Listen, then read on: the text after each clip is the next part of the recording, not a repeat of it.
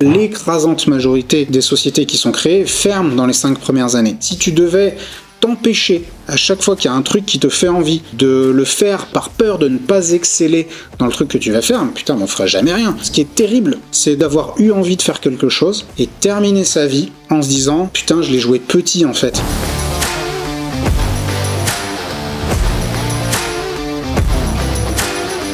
Alors les amis, la toute première étape qu'il va falloir poser avant de vous lancer, avant de partir bille en tête, avant de vous mettre à aller prospecter et faire ce genre de choses, c'est de poser votre vision. La vision consiste à se demander tout simplement qu'est-ce que je veux de ma vie ? À quoi je veux que ma vie ressemble dans 5 ans, 10 ans, dans 20 ans. Et là, je ne vous parle pas d'objectifs.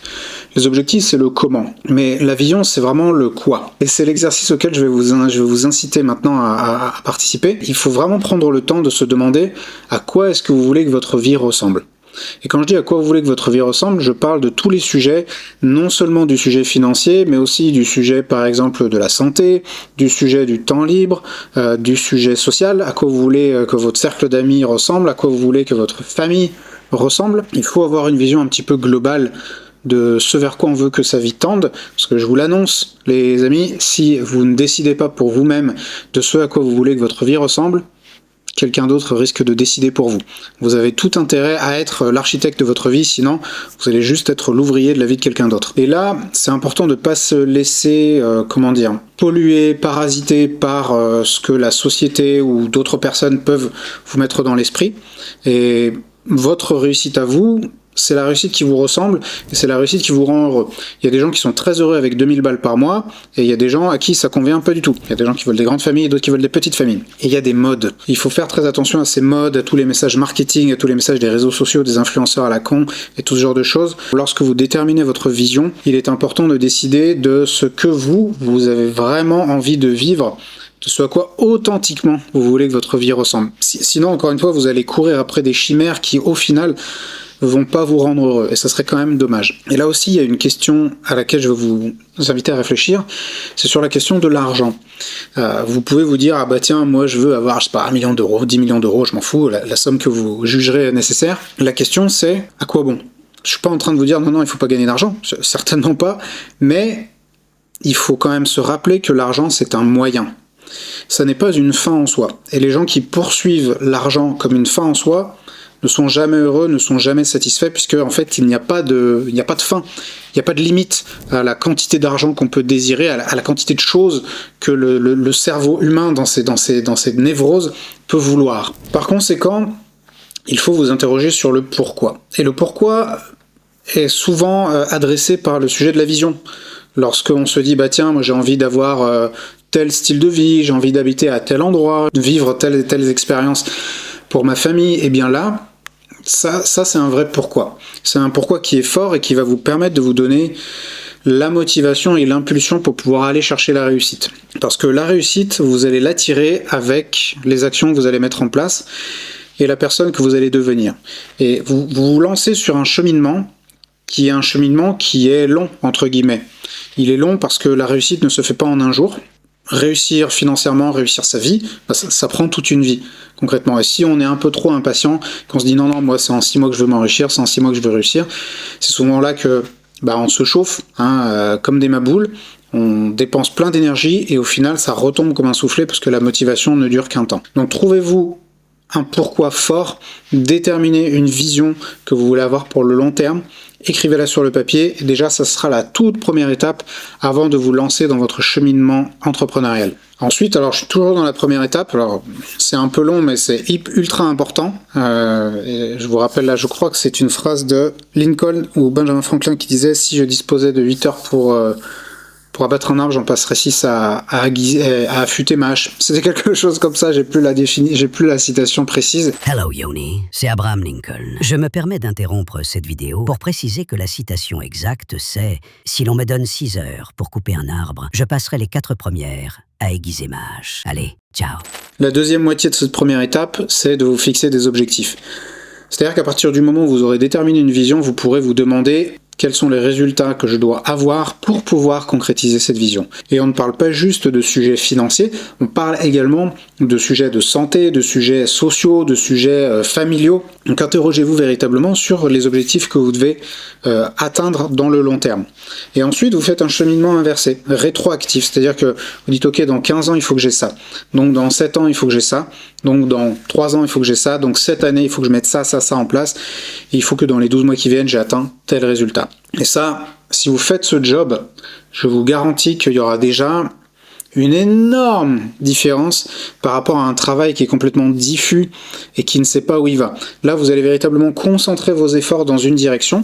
Ça n'est absolument pas une garantie que vous les atteindrez. Par contre, ce qui est sûr, c'est que si vous ne déterminez pas vos objectifs, je vous garantis que vous ne les atteindrez pas. Ça, c'est absolument certain. Et toutes les personnes qui réussissent, que ce soit dans le sport, que ce soit dans l'entrepreneuriat ou autre, se fixent des objectifs et se tiennent comptables de l'accomplissement et de la réalisation de ces objectifs. Ça n'est que comme ça que vous pourrez progresser, quel que soit le domaine dans lequel vous avez envie de progresser. C'est ultra, ultra important.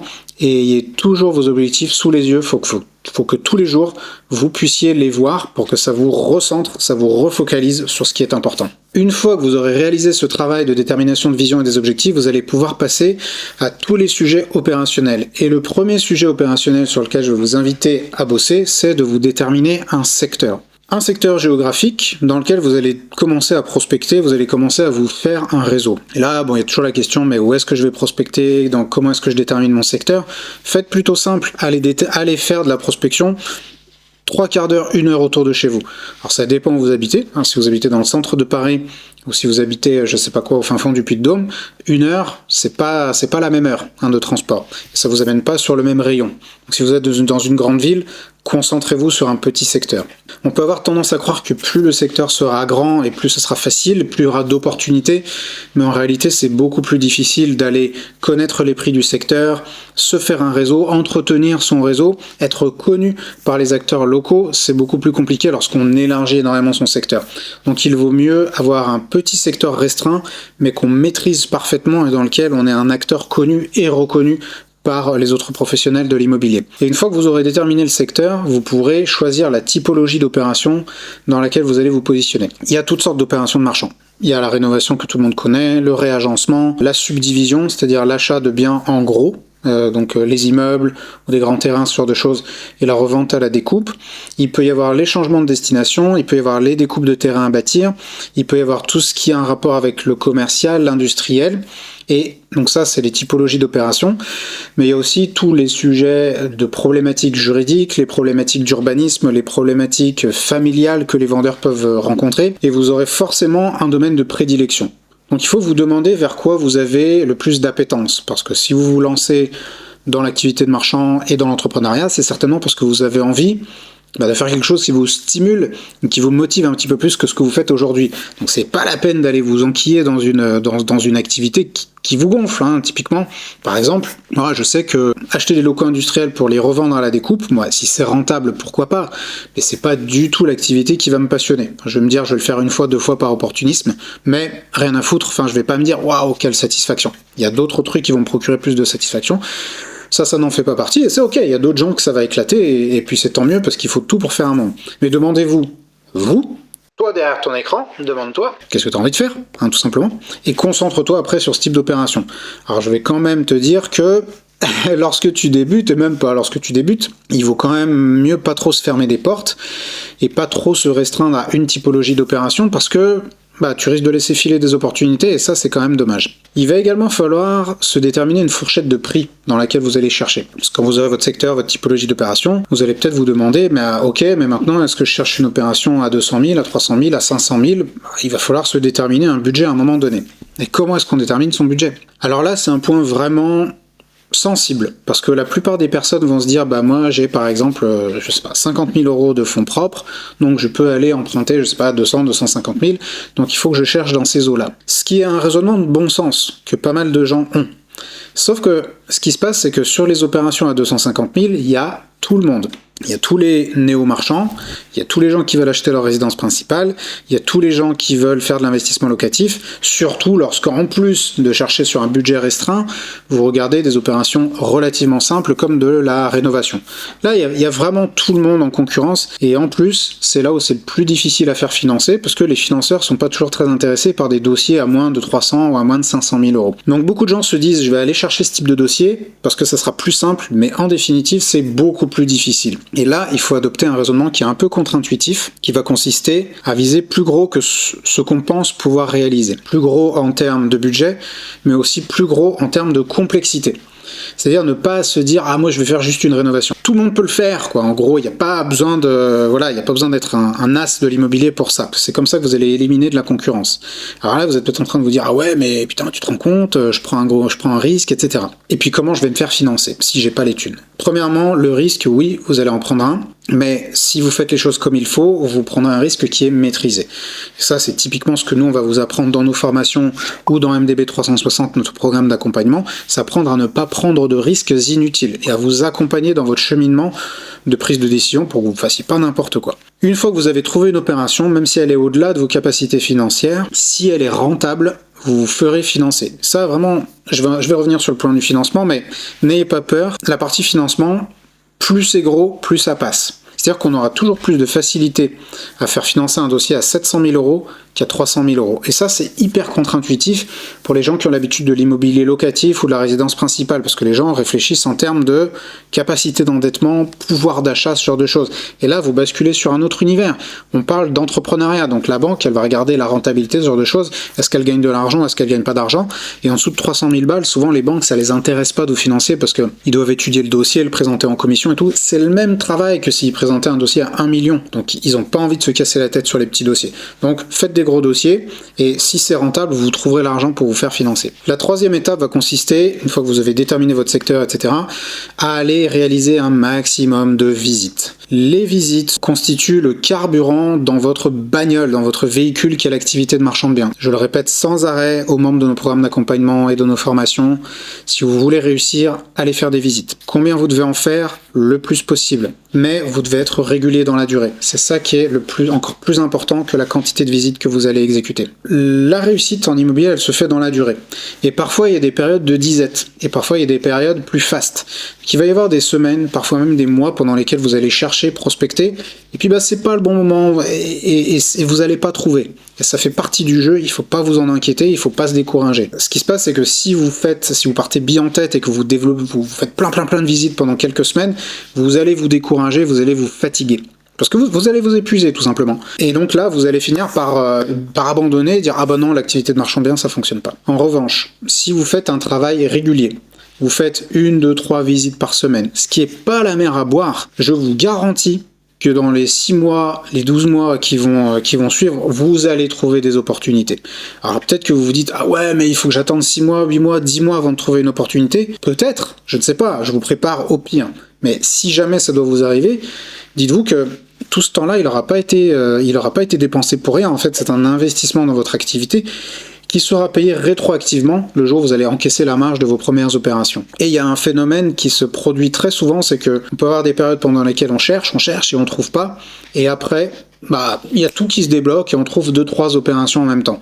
Et ça fait partie du jeu, mais ça, vous ne pourrez bénéficier de ces périodes, on va dire, de chance, entre guillemets, que si vous êtes au boulot, que si vous êtes sur le terrain, que si vous êtes en train de prospecter. Je crois que c'était Edison qui a dit je crois beaucoup en la chance, d'ailleurs je constate que plus je travaille et plus j'en ai. Non mais j'hallucine.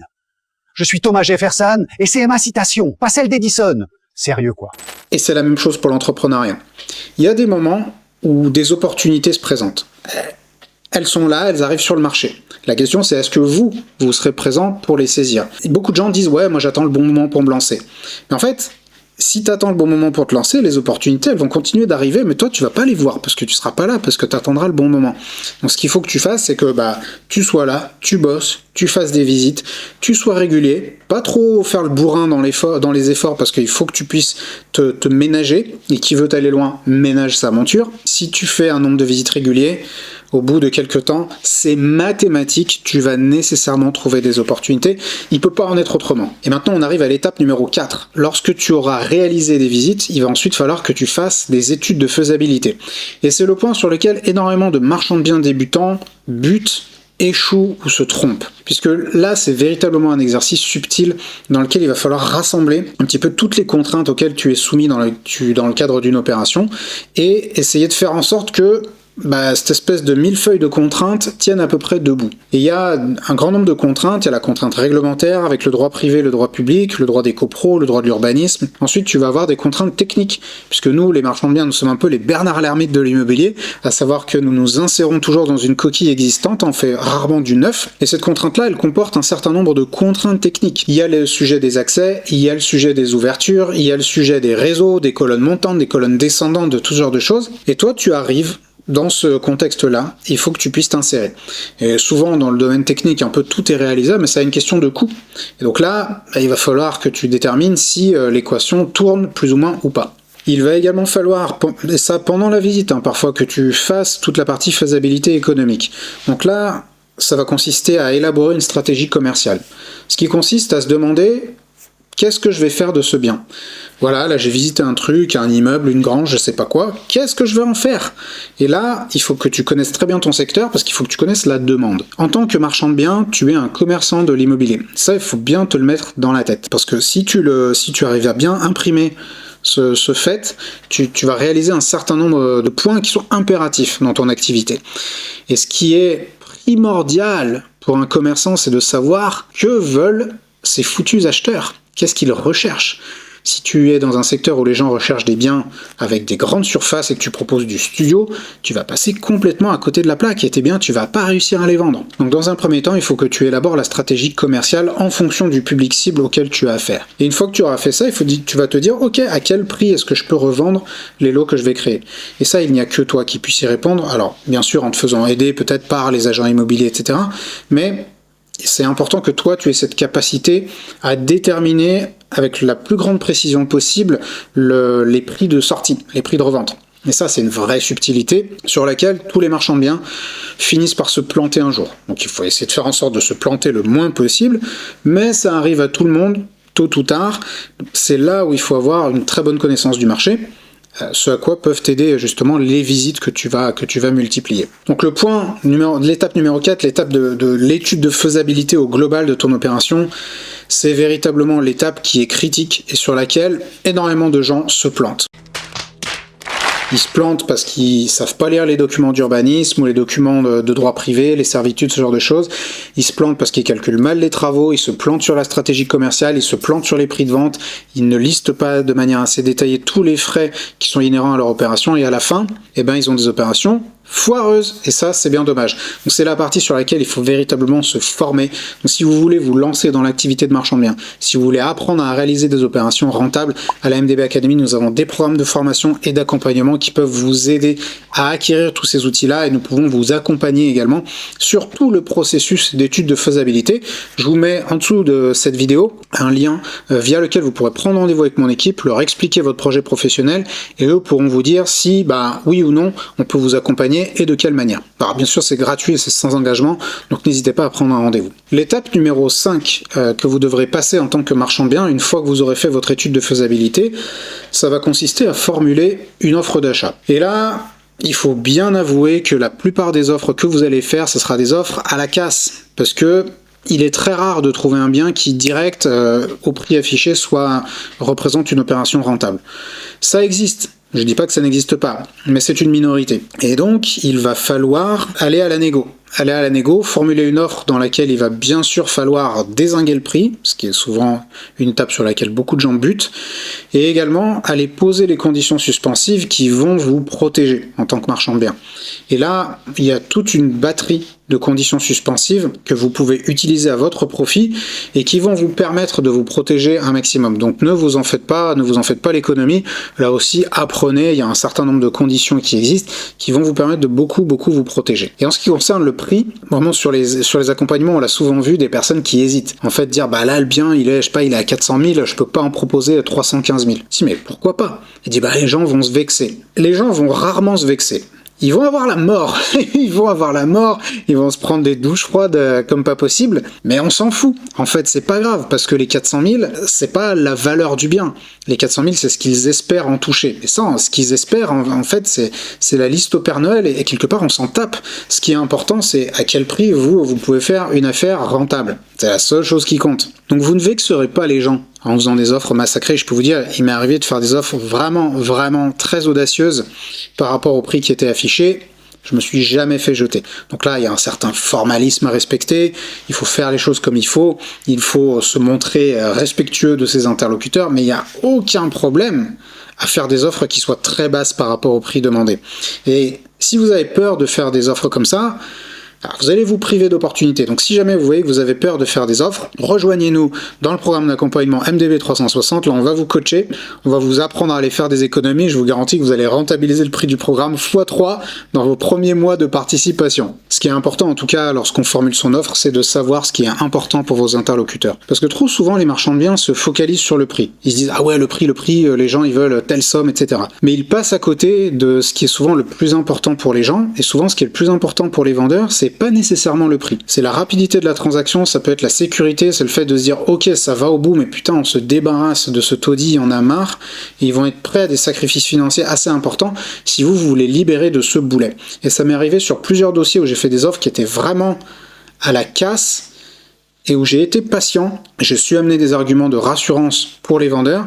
Et ça a fini par passer parce que ils se sont dit bon bah ça fait chier, on gagne un petit peu moins que ce qu'on pensait, mais au moins ça va au bout et on en termine avec cette histoire. Et ça aussi vous devez le réaliser, pour la plupart des gens, un bien immobilier c'est un boulet.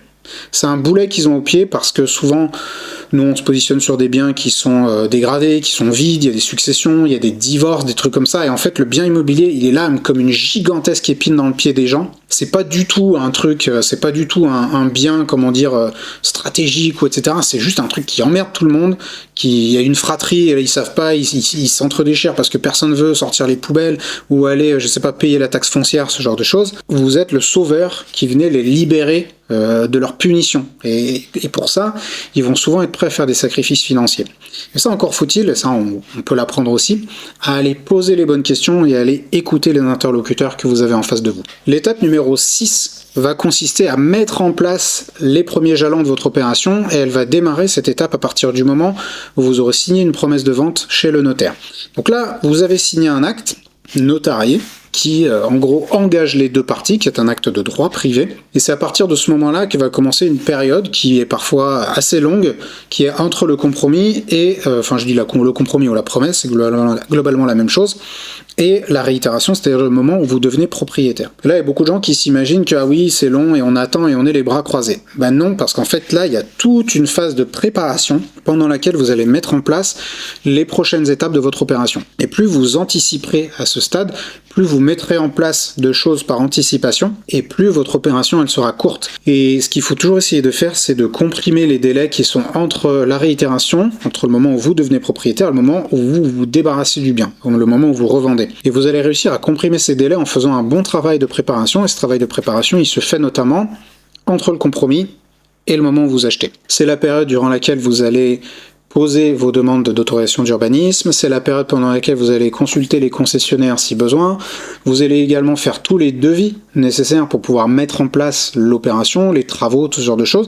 Donc il y a tout un travail préparatoire qui sera à mettre en place, et plus vous le ferez par anticipation, mieux ça se passera, parce qu'il faut que le jour où vous devenez propriétaire, allez bim c'est parti, les ouvriers sont sur le chantier et on démarre, parce que le temps va vous coûter très cher sur les opérations de marchand. L'étape numéro 7, et qui n'est pas des moindres, qui va se dérouler un peu au cœur de l'étape numéro 6, consiste à aller chercher le financement pour l'opération.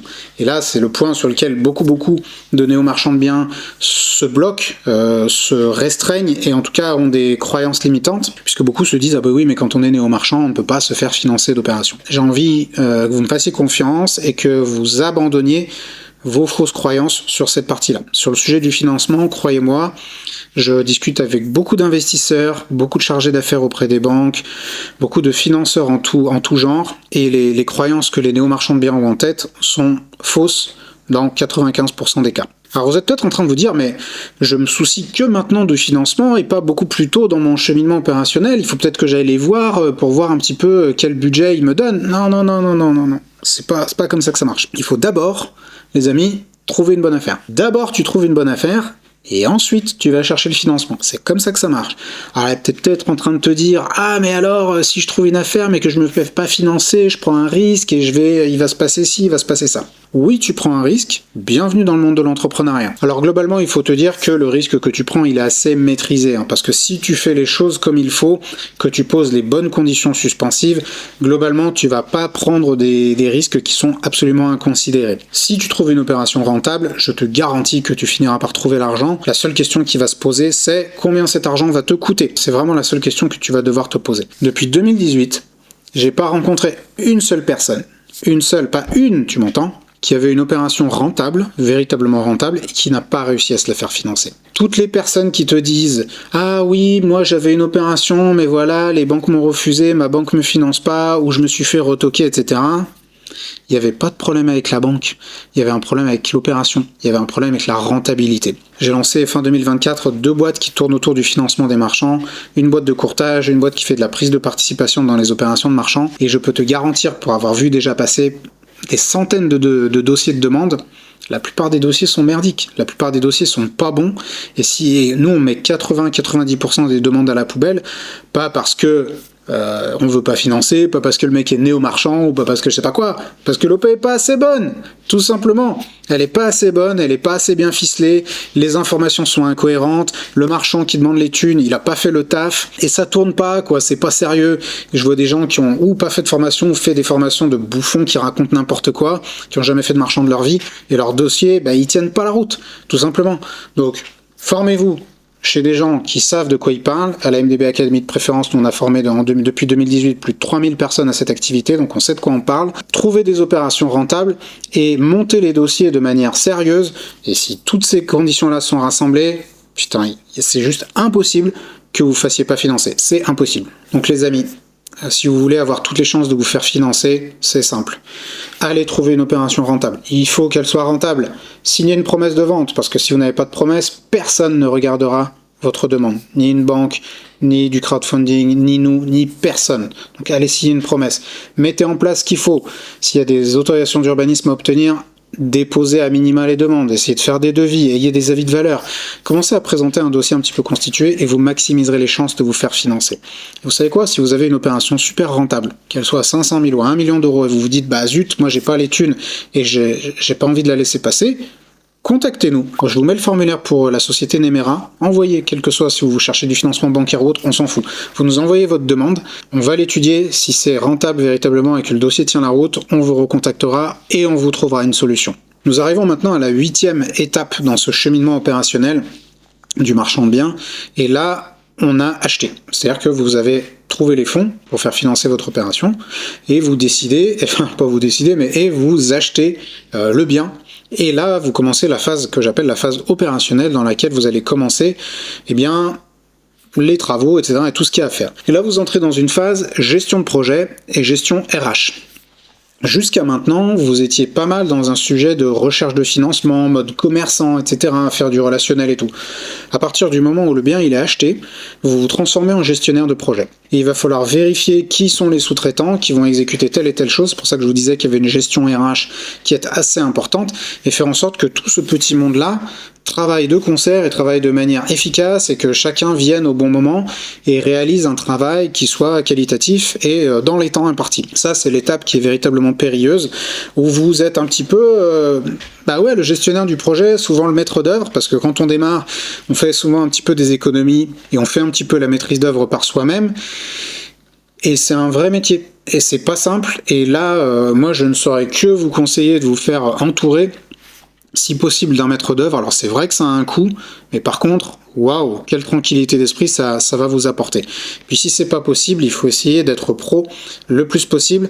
Pourquoi pas aller se former un petit peu à la gestion de projet, les fondamentaux de la gestion de projet, d'aller regarder des tutos sur YouTube, ce genre de choses. Il y a pas mal d'informations sur le sujet. Ça vous permettra de beaucoup mieux aborder cette phase opérationnelle. Ce qui est certain, c'est que lors de cette phase numéro 8, ce qui est super important, c'est d'avoir tout posé par écrit. Parce que ça, je vous l'annonce, cette phrase d'artisan, vous allez l'entendre, ils vont vous dire, c'est pas ce qu'on avait dit. On s'était dit comme ci, on s'était dit comme ça. Putain, des réunions avec des artisans, j'en ai fait mais des tonnes. Et à chaque fois, c'est la même histoire. Les mecs, ils sont au téléphone, au truc, ils parlent avec leurs ouvriers. Pendant ce temps-là, tu leur expliques ton bordel, ils prennent aucune note, aucune, et 3 mois après, ils viennent te voir en disant « c'est pas ce qu'on avait dit ». Genre, il y a absolument zéro chance, mec, que tu te rappelles ce qu'on a dit le jour même. Bien sûr, t'as pris aucune note, donc c'est évident que tu te rappelles de ce que t'as envie de te rappeler. Les mecs viennent te dire « ah, mais c'est pas ce qu'on avait dit ». Bien sûr, comme par hasard, ce qu'on avait dit, en général, les arrange pas mal. Donc, les paroles s'envolent et les écrits restent. Il faut par conséquent que tu prennes l'habitude de tout noter. Même si c'est pas forcément contractuel, il y a eu un truc, ça s'est dit, machin, nanana, tu leur envoies un mail. Putain, mais j'ai le cas de figure là, il y a 3 jours, sur un appart que je rénove. Là, c'était même pas via le maître d'œuvre, j'étais en direct avec l'artisan. Je lui ai envoyé un mail, putain, je me suis fait chier à tout détailler, les couleurs, les plaintes, tu mets comme ci, dans telle pièce, tu mets comme ça, le plafond, les placards, tout. Je lui ai préparé un truc, mais... il n'y a pas de problème. Il m'appelle 3 jours après, il me dit « oui, alors je voulais qu'on fasse un point sur les peintures, etc. Est-ce qu'on peut se rencontrer à l'appart ?» Mec, non. En fait, je t'ai envoyé tout. C'est quoi ton problème? J'ai envoyé un mail, il y a tout dedans. « ah ouais, je le retrouve pas, est-ce que vous pouvez me le renvoyer ?» Putain. Donc, ce que vous devez faire, c'est poser les choses par écrit, surtout si elles ont un caractère un petit peu contractuel. Les plans, ce genre de choses, faites-les signer par les gars. Donc vous leur amenez le plan, vous leur faites signer avec une date, qu'ils viennent pas vous dire après ah ouais, mais tu m'avais dit qu'on devait mettre ci, là, et la baignoire, on devait la mettre de tel côté. Ils vont vous faire le coup à chaque fois. Ce qui va vous obliger, vous, en tant que marchand, à être hyper clair sur la vision que vous avez du bien et ce que vous voulez en faire. Et là, quand on a tendance à être un peu girouette, c'est un peu le problème, parce que si vous demandez un truc, que vous avez signé un plan et qu'après vous dites ah bah non, au final je veux pas comme ci, je veux comme ça peut se retourner contre vous. Et là les artisans ils vont vous dire ah ouais mais attendez, vous nous avez dit comme ça, maintenant il faut tout changer, ça engendre des frais. Donc il faut essayer de planifier le plus possible et de pas se lancer dans une opération un peu n'importe comment. L'étape numéro 9 maintenant va consister à commercialiser le bien. Et là je parle bien sûr si vous n'avez pas fait de ce qu'on appelle la pré-commercialisation, qui consiste à mettre en commercialisation les biens alors qu'on n'est pas encore propriétaire. Je rentre pas dans le détail, si vous voulez en savoir plus, j'ai des infos dans les formations, mais ça consiste à commercialiser avant pour pouvoir comprimer les délais. Là, je parle vraiment du cas de figure dans lequel vous avez acheté, vous faites vos travaux et vous lancez ensuite la commercialisation. Là aussi, vous allez souvent être en mode gestion de ressources humaines, puisque dans 80% des cas, vous allez certainement passer par une agence immobilière pour la commercialisation de vos biens. Donc là, vous pouvez être en droit de vous dire, la personne est spécialiste de la vente, c'est son métier, et donc on va lui faire confiance. Grossière erreur, ne faites confiance à personne, même pas votre notaire, même pas votre géomètre. Vous allez toujours vérifier le travail, c'est un bon conseil que je pourrais vous donner. Vous allez vérifier le job et vous allez certainement vérifier le job de l'agent immobilier. Donc vous allez regarder déjà les annonces qu'il va mettre, et si vous n'êtes pas convaincu de la nécessité de le faire, allez passer un petit peu en revue toutes les annonces que vous voyez sur le Bon Coin d'agents immobiliers. Alors déjà, il y a les trucs qui sont truffés de fautes d'orthographe, donc ça fait super professionnel. Il y a les photos débiles où on vous montre un coin de pièce, tu sais pas ce qui s'est passé. Il y a aussi la spécialité, là dernièrement, des agents IMO qui mettent en couverture leur tronche. Tu sais, la photo de garde de l'annonce, c'est le bien, et puis t'as un tiers de la photo, c'est la tronche de l'agent immobilier. Mais putain, on s'en fout en fait, on veut pas voir ta tronche, on veut voir le bien. S'il veut faire une photo avec sa tronche, il peut la mettre, mais en numéro 10, il faut que la première photo, elle soit hyper accrocheuse. Donc il faut que les photos soient accrocheuses, il faut que le texte soit très clair, il faut que les infos soient précises, il faut que ça donne envie. Clairement, là, la phase commercialisation, c'est la partie sur laquelle vous êtes en mode vendeur. Donc il faut vraiment, il faut vendre, quoi. Vous avez fait l'effort de trouver les biens, de l'acheter, de faire les travaux, machin. Maintenant, il faut tout mettre de votre côté pour commercialiser le plus rapidement possible. Et lorsque l'agent immobilier ou vous-même aurez trouvé un acquéreur, il va falloir vérifier quelques points, notamment le sujet du financement des acquéreurs. Outre le financement, il faut vérifier qu'il soit pas trop chiant, parce que ça aussi, c'est une vraie plaie de notre activité, c'est les acquéreurs qui cassent la tête. Et il y en a à l'appel. Donc faites gaffe, en général il y a des signes avant-coureurs qu'on arrive assez bien à identifier.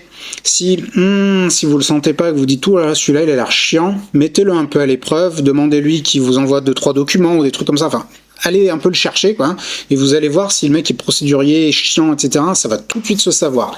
Et mon conseil, vraiment issu d'expériences douloureuses, faites-moi confiance là-dessus, si vous avez un mec un peu chiant ou une nana un peu chiante, barrez-vous, ne faites pas l'affaire, remettez le bien en vente, refusez de lui vendre, il n'y a aucun problème, un vendeur est libre de choisir la personne à laquelle elle va vendre, donc vous pouvez très bien dire non à un acquéreur, c'est pas un souci, vous allez peut-être perdre 2-3 mois, mais je vous garantis que vous allez vous épargner des cauchemars. Vous allez vous épargner des mois d'angoisse avec des gens qui vous cassent la tête. Parce que ceux qui vous cassent la tête au début finissent par vous casser la tête beaucoup par la suite. Donc déjà, vérifiez qu'ils ne soient pas trop chiants, et ensuite, vérifiez leur financement. Notamment dans les circonstances actuelles dans lesquelles le financement des acquéreurs il n'est pas du tout certain, même s'ils ont des bons salaires, même s'ils ont de l'apport. Les banques sont un peu capricieuses, et donc il faut vérifier que vos acquéreurs soient finançables. Le problème c'est qu'en tant que marchand, vous n'avez pas le droit de leur demander des pièces. Vous pouvez pas leur demander leur relevé de compte, vous pouvez pas leur demander ce genre de choses. Ce que je peux vous conseiller là, c'est de vous mettre en relation avec un courtier, qui soit un courtier sérieux, qui lui va éplucher un petit peu le dossier de demande de financement de vos acquéreurs et qui pourra vous dire si ça passe ou ça passe pas. Et l'étape numéro 10, les amis, on est arrivé au bout, c'est de recommencer. Tout simplement recommencer à partir de l'étape numéro 1. Donc ça peut paraître simple comme ça, mais c'est globalement sur les opérations exactement ce cheminement qui se déroule étape après étape. C'est le cheminement que vous allez connaître sans arrêt, tout le temps, et tout ça va se chevaucher, c'est-à-dire que vous allez avoir des opérations qui seront à l'étape 1, des opérations qui seront à l'étape 5, d'autres à l'étape 7, etc. Tout ça se chevauche en même temps. Bien sûr, je l'ai présenté ici de manière simplifiée, parce que chaque étape est elle-même constituée de dizaines parfois de micro-étapes qu'il faut savoir bien exécuter si on veut que son opération elle aille au bout. En fait, une opération de marchand de biens, c'est comme, on va dire, une recette qui est extrêmement complexe et extrêmement subtile et qui est faite de plein de petites étapes, et si vous grillez une des étapes, peut-être que ça va rester mangeable, le plat, mais ça aura peut-être un petit goût de brûlé, ce sera peut-être un peu trop amer, ou un peu trop sucré, ou un peu trop je sais pas quoi. Votre OP de marchand de biens, si vous voulez qu'elle se déroule dans les meilleures conditions possibles, et si vous voulez qu'elle soit véritablement rentable et sécurisée, il faut apprendre à réaliser toutes ces micro-étapes-là de manière professionnelle. Et si vous êtes sérieux quant à votre souhait de lancer et de développer une activité de marchand de biens, vraiment, ne vous faites pas l'économie de quelques milliers d'euros d'une bonne formation. C'est pas une dépense, c'est un investissement que vous allez rentabiliser x10, x20 dès votre premier OP. Donc, tiens, j'ai une anecdote. On m'a contacté sur mon compte Instagram. Donc, si vous n'êtes pas abonné à mon compte Instagram, n'hésitez pas, on vous mettra le lien juste en dessous. J'y donne pas mal d'infos, des trucs derrière les coulisses et tout de l'activité. Une nana me contacte sur Instagram, elle me dit un message, pas un pavé comme ça. Je pourrais le lire le message, mais je vous le fais de tête. En gros, je vous le résume, on s'est mis dans la merde. Est-ce que vous pouvez nous aider ? Parce qu'on a mal fait les choses et tout. Donc là, je dis ok, mais je comprends pas. Qui tu es, t'as suivi notre formation, laquelle, d'où tu sors, quoi. Je sais plus comment elle a formulé ça, mais on n'a pas voulu investir dans la formation, on a voulu garder, en gros, notre apport, quoi. On a voulu garder notre apport, on n'a pas voulu de payer une formation, donc non, mais là, en gros, est-ce que tu nous aides ou pas, quoi. Alors, ça vous surprend peut-être, mais sachez qu'on reçoit chaque mois des dizaines de demandes de gens qui veulent que, je les coach gratuitement, que j'aille auditer gratuitement leurs opérations. C'est assez fréquent, mais là, la nana me dit « On t'a pas écouté quand tu nous as dit qu'il fallait nous former. On est allé lancer nos opérations donc sans formation, on s'est mis dans la merde, et maintenant on attend de toi que tu nous en sortes, gratuitement bien sûr, parce que bien entendu, là, tout ce qu'elle me demandait de faire pour elle, c'était gratuit. Je lui ai dit que, en gros, voilà, elle avait fait le mauvais choix, quoi, que c'était pas grave, elle allait s'en sortir, et que, bref, qu'elle fasse le taf, qu'elle se libère de ses opérations de merde, quoi. Quand vous croyez que vous faites une économie de 3000 balles, ou de 5000 balles, ou je sais pas combien, alors que vous allez vous positionner sur des opérations à plusieurs centaines de milliers d'euros, c'est une dinguerie. C'est une folie. Donc ne vous faites pas l'économie d'une bonne formation si vous êtes sérieux quant à votre intention de vous lancer en tant que marchand de biens. Si vous voulez savoir comment nous on peut vous accompagner au mieux sur le lancement ou le développement de votre activité, je vous mets un lien juste en dessous de la vidéo dans lequel vous pourrez prendre gratuitement un appel avec mon équipe et on verra ensemble comment on peut vous aider au mieux. Et pour parler de cette activité de marchand de biens et de l'entrepreneuriat en général, je voudrais conclure là-dessus, c'est important. Il va y avoir, j'espère, une bonne claque mindset pour vous avec beaucoup de valeur. Beaucoup de gens tentent, beaucoup de gens essayent, tentent leur chance, et puis il y en a un grand nombre qui ne réussissent pas. Quand je dis un grand nombre qui ne réussissent pas, c'est beaucoup de personnes qui se découragent, qui ne trouvent pas leur première opération et qui en font une, et puis voilà, ça a été compliqué, ça a été un peu au forceps, et ils arrêtent là. Est-ce que c'est exceptionnel et est-ce que c'est grave? Absolument pas. Regardez par exemple les sportifs. Parmi tous les gens qui font du sport, combien il y a de personnes qui font du sport leur carrière et combien il y en a qui font du sport leur hobby? Et personne ne vient voir des gens qui ont un sport comme hobby en leur disant « Ah, t'es nul, c'est juste un hobby, t'es pas un sportif professionnel. » C'est débile. Si vous avez envie de faire une OP de temps en temps et que vous sentez que c'est ça qui est bon pour vous, c'est ça qui va vous apporter le plus économique que vous voulez dans votre vie, c'est très bien. Vous n'êtes pas forcé maintenant, devenir marchand de biens, devenir marchand de biens. C'est pas le summum de la carrière d'un individu de devenir marchand de biens. C'est juste un moyen, c'est juste un véhicule. Et pour toutes les personnes qui ont essayé et qui ont pas réussi, putain, mais on s'en fout. En fait, regardez les statistiques sur les échecs d'entreprises. Enfin, c'est énorme.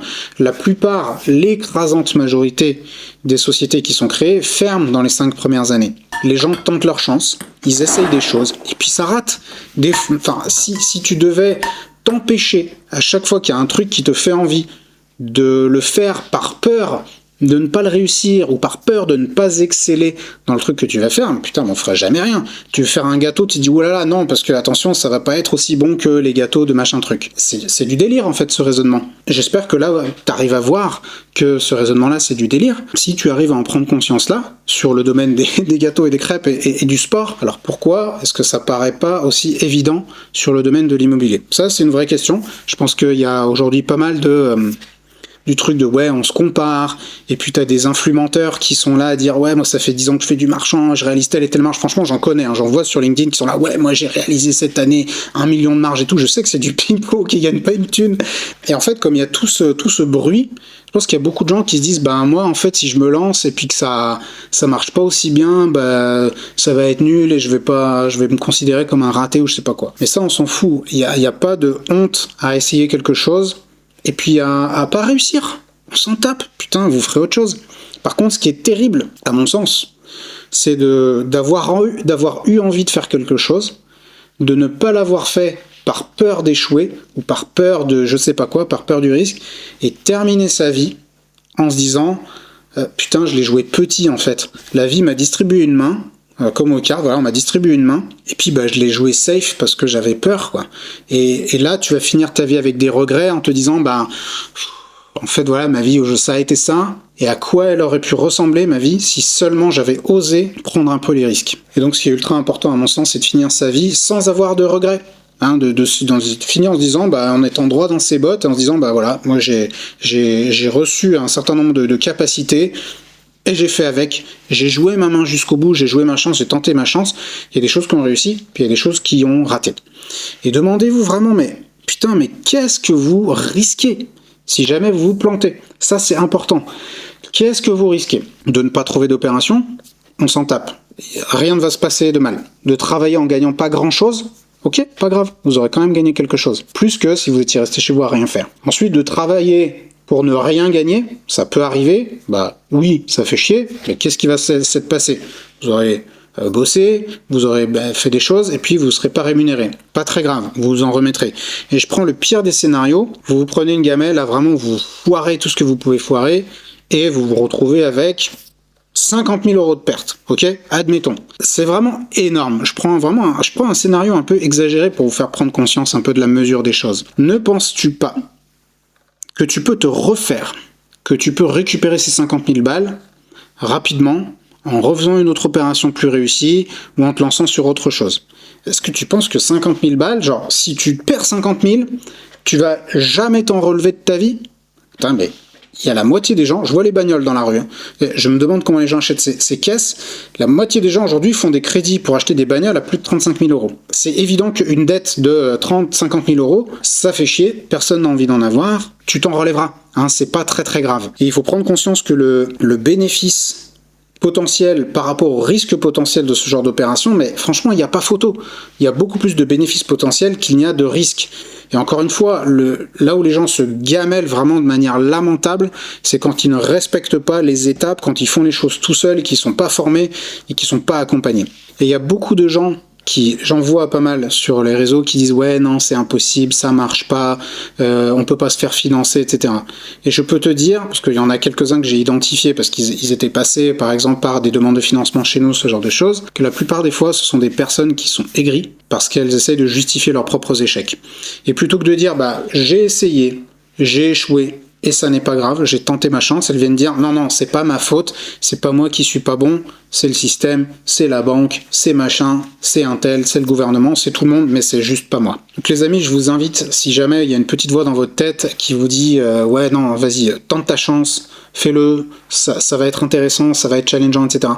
Lancez-vous, parce que même si ça fonctionne pas comme vous l'aviez imaginé, la véritable récompense, ça n'est pas toujours la marge ou ce qu'on espérait. La véritable récompense, et ce qui va faire que vous allez, dans le long terme, attirer le succès, ça n'est pas le résultat de cette opération ponctuelle ou des 10 opérations que vous allez faire, mais c'est la personne que vous allez devenir, que vous allez devoir devenir pour pouvoir attirer à vous le succès. Parce que même si une opération capote, que même si une opération se passe mal, toutes les compétences que vous aurez acquises, tout ce que vous aurez réussi à développer en termes de qualification, en termes de réseau et autres, tout ça, ce sera des acquis sur lesquels vous pourrez capitaliser pour votre réussite future. Donc ça n'est jamais perdu. La seule chose qui est vraiment terrible, c'est de rester chez soi, à se demander à quoi sa vie aurait ressemblé si seulement on avait osé passer à l'action. Il y a tout plein de néo-charognards et de néo-bouffons qui aujourd'hui vous disent que vous pouvez remplacer votre salaire par l'activité de marchand de biens et gagner 100 000 € en 6 mois sans faire de travaux. Ces gens-là sont des putains de menteurs et des flûtistes. Mais sur quoi ils se concentrent la plupart des marchands de biens qui démarrent? Sur des conneries de fiscalité, des conneries de TVA. Non putain, le financement, on va le trouver.